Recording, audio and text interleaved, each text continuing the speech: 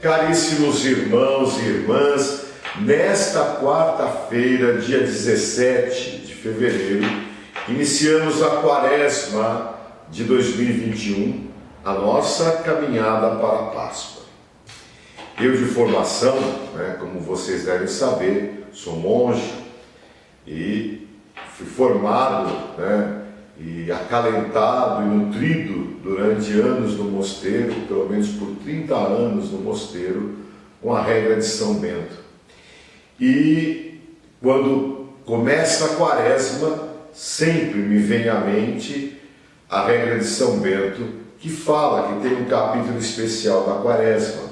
É um documento patrístico do século V, antiquíssima regra de São Bento, onde em toda a igreja, como tempo litúrgico, prevalecia ainda como expressão praticamente em toda a igreja, a quaresma. Então a quaresma é um tempo importantíssimo dentro da tradição da igreja.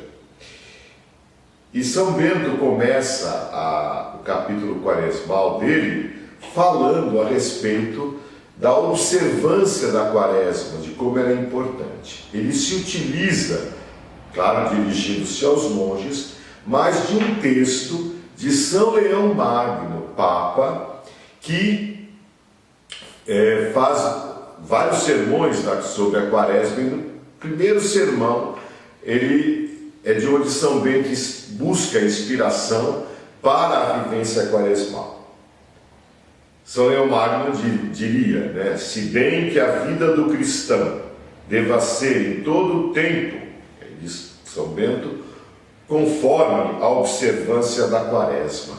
Ou seja, isso que nós vivemos no tempo quaresmal, que nós iniciamos nessa quarta-feira de cinzas, esse tempo penitencial, deveria ser uma constante na vida do cristão. Porque se trata de conversão, de santidade. Mas diz: como entretanto esta virtude é apenas de poucos, exortamos que vivam durante estes dias da quaresma com toda a pureza e apaguem nesses dias santos todas as negligências dos outros tempos. Ou seja, é um tempo de revisionar toda a nossa vida, até mesmo os pecados passados, aquelas coisas que feriram a nossa existência e que muitas vezes nós carregamos o tempo. Então, dissolver a negligência dos outros tempos. É o momento de olharmos muito sério para a nossa vida e para a nossa penitência, conversão. Continua São Bento. É o que faremos dignamente, renunciando a todos os vícios, aplicando-nos à oração, acompanhada de lágrimas, no sentido de reconhecer os próprios pecados, a compunctio cordis, que é um tema da espiritualidade cristã muito importante, a compunção do coração, e a leitura, a abstinência, que são gestos externos da quaresma.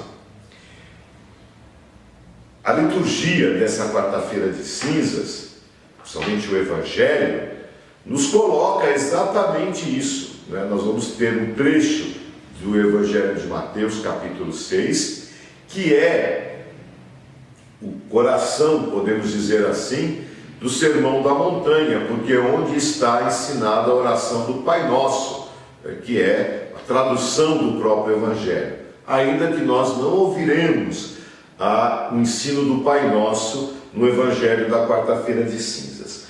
Mas a oração está no centro. O que é rezar para o cristão? É viver o projeto de Deus, é colocar-se diante de Deus na sinceridade do coração para realizar aquilo que é a vontade de Deus verdadeiramente. Ora, por isso, além de nos colocar como instrumento a oração para entrarmos na vontade de Deus, A igreja nos dá na quarta-feira de cinzas, com esta palavra, com esse evangelho, para vivermos, esse tempo de purificação e de conversão, dois outros instrumentos, duas outras armas: a esmola e o jejum.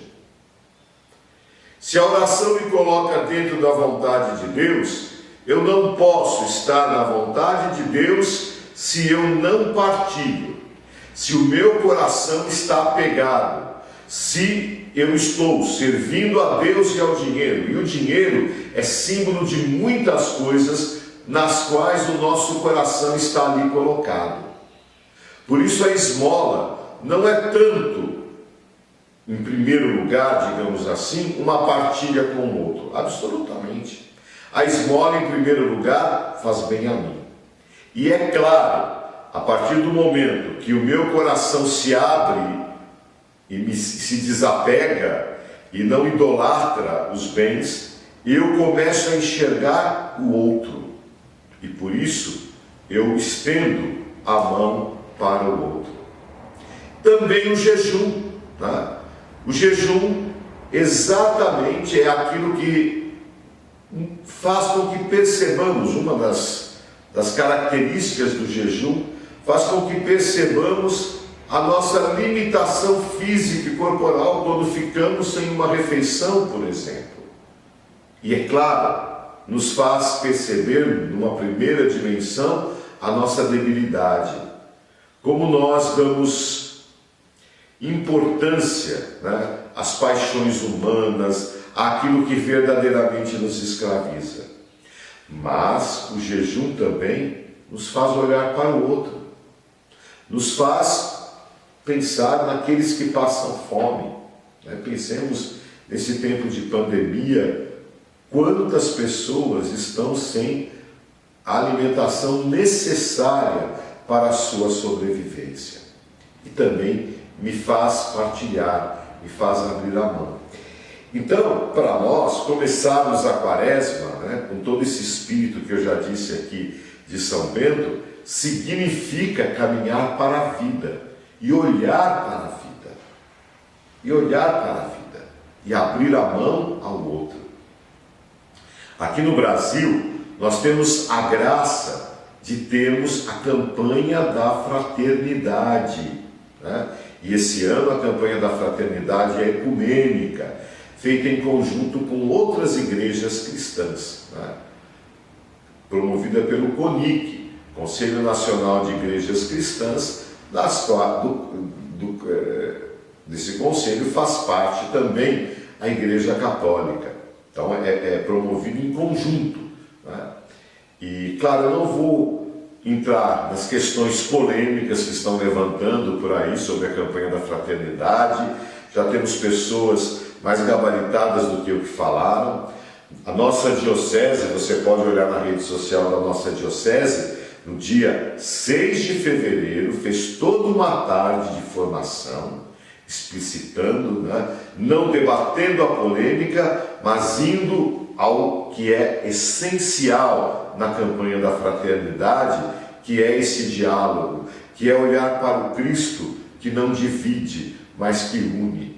Então, nós temos também esse instrumento na nossa igreja, que, devido à pandemia, as paróquias irão se organizar, como fizemos um pouquinho na novena de Natal, horários para que se faça nas igrejas com distanciamento social, transmissão online dessas atividades, desses encontros da campanha da fraternidade, enfim, cada um na sua paróquia receberá informação de como irá viver esses encontros da campanha da fraternidade. Não nos deixemos perder pelos comentários, participemos, ouçamos, entendamos. Claro, se tem coisa a ser criticada, todo mundo é livre de criticar, mas não de destruir, porque o Cristo não veio para destruir, ele veio para unir. Então, oração, esmola, jejum, o sinal das cinzas que vamos receber nesta quarta-feira de cinzas, sinal de penitência, tudo isso nos leva a uma caminhada. para que a nossa vida cristã seja realmente luz e seja exemplar. Mas, principalmente, a nossa caminhada para a celebração da Páscoa.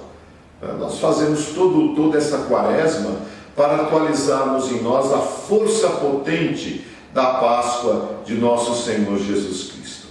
E para encerrar essa reflexão agora, encerro com São Bento, é onde ele diz que, esperando a Santa Páscoa com a alegria do desejo espiritual, ou seja, caminhemos para a Páscoa, esperando a Santa Páscoa com a alegria do desejo espiritual. Uma característica importante da quaresma, a alegria.